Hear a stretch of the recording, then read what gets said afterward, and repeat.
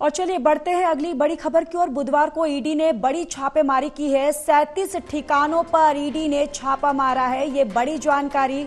बुधवार को ईडी की तरफ से छापेमारी की गई। दिल्ली क्लासरूम घोटाले में ये छापेमारी की गई है और 37 ठिकानों पर छापा मारा है। एसीबी की एफआईआर पर ईडी ने ये पूरी कार्रवाई जो है छापेमारी की है। ये बड़ी जानकारी। बुधवार को ईडी की तरफ से छापेमारी की कार्रवाई जो है वो की गई और देखिए 37 ठिकानों पर ईडी की तरफ से छापेमारी जो है वो की गई है। दरअसल दिल्ली क्लासरूम घोटाले में छापेमारी की गई और 37 ठिकानों पर छापा मारा गया है ईडी की तरफ से। ये एक बड़ी कार्रवाई ईडी की तरफ से, जहां पर क्लासरूम घोटाले में ये पूरी कार्रवाई जो है, यानी ये पूरी छापेमारी की जो कार्रवाई है ईडी की तरफ से की गई है और 37 ठिकानों पर ईडी ने छापा मारा है।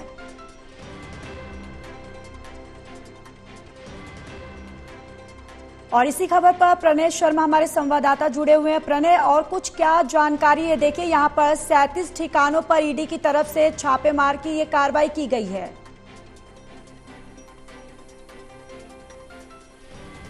प्रणय, मेरी आवाज आ रही है आप तक? तो देखिए ये बड़ी जानकारी, जहां पर बुधवार को ईडी की तरफ से ये छापेमारी की गई और क्लासरूम घोटाले का ये पूरा मामला है और क्लासरूम घोटाले के इस पूरे मामले में ये कार्रवाई छापेमारी की ईडी की तरफ से की गई है। एसीबी की एफआईआर पर ईडी ने छापेमारी की और जिसके बाद 37 ठिकानों पर छापा जो है वो मारा गया है। यानी ये पूरी कार्रवाई ईडी की तरफ से की गई है। यानी कुल मिलाजुला के ईडी की तरफ से एक बहुत बड़ी कार्रवाई। एसीबी की एफआईआर के बाद ये ईडी की तरफ से छापेमारी की कार्रवाई की गई और 37 ठिकानों पर छापेमारी की गई है। और चलिए रुक कर लेते, प्रणय शर्मा हमारे संवाददाता जुड़े हुए हैं। प्रणय, देखिए 37 ठिकानों पर ईडी की तरफ से छापेमारी की गई है। अभी फिलहाल क्या कुछ जानकारी और ये पूरा मामला क्या है, विस्तार से समझाइए प्रणय।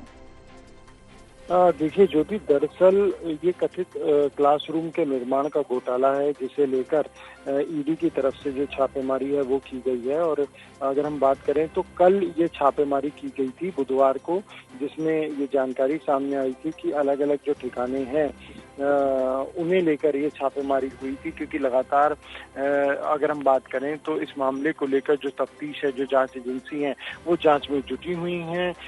साथ ही में एसीबी की तरफ से जब से इस मामले में एफआईआर दर्ज हुई है तभी के बाद जो जांच एजेंसी है, और अगर हम बात करें प्रवर्तन निदेशालय की, तो वो हरकत में आया है और वो लगातार जो छापेमारी है वो करता हुआ नजर आ रहा है।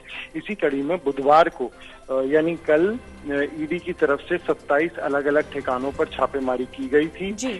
कई महत्वपूर्ण जो जानकारी है वो ईडी को इसमें हासिल भी हुई है, जो सूत्र बता रहे हैं।